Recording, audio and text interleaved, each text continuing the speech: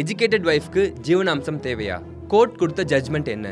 September 2013 ஒரு கப்பல் கல்யாணம் பண்றாங்க. டிசம்பர் மாசமே அந்த பெண் இந்த கல்யாணத்துல என்னால் இருக்க முடியாதுன்னு சொல்லிட்டு வெளில வராங்க. அதனால அவங்க 2014 டிவோர்ஸ் கேஸ் ஃபைல் பண்றாங்க அண்ட் கோர்ட்டும் அவங்களுக்கு டிவோர்ஸ் கொடுத்துருச்சு. அது மட்டும் இல்லாம அந்த கோர்ட் அந்த பொண்ணுக்கு மாசம் 8,000 ஆல்மனியா கொடுக்கணும்னு சொல்லி அந்த ஹஸ்பண்ட சொல்லிட்டு இருந்தாங்க. அண்ட் அந்த ஹஸ்பண்ட் கொடுத்துட்டும் வந்திருக்காங்க. அந்த பொண்ணு பாத்தீங்கன்னா சயின்ஸ்ல டிகிரி வச்சிருக்காங்க. அது மட்டும் இல்லாம ஜேர்னலிசம்ல டிப்ளமோ பண்ணிருக்காங்க.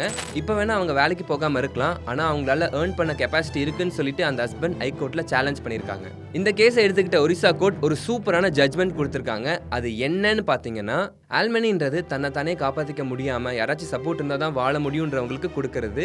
ஆனால் இந்த ஆல்மனிக்காக எஜுகேஷனல் குவாலிஃபிகேஷன் இருந்தும் தன்னால் ஏர்ன் பண்ண முடியும்னு தெரிஞ்சும் இந்த ஒரு விஷயத்துக்காக பண்ணுறது தப்பான விஷயன்ற மாதிரி கோர்ட் சொல்லியிருக்காங்க.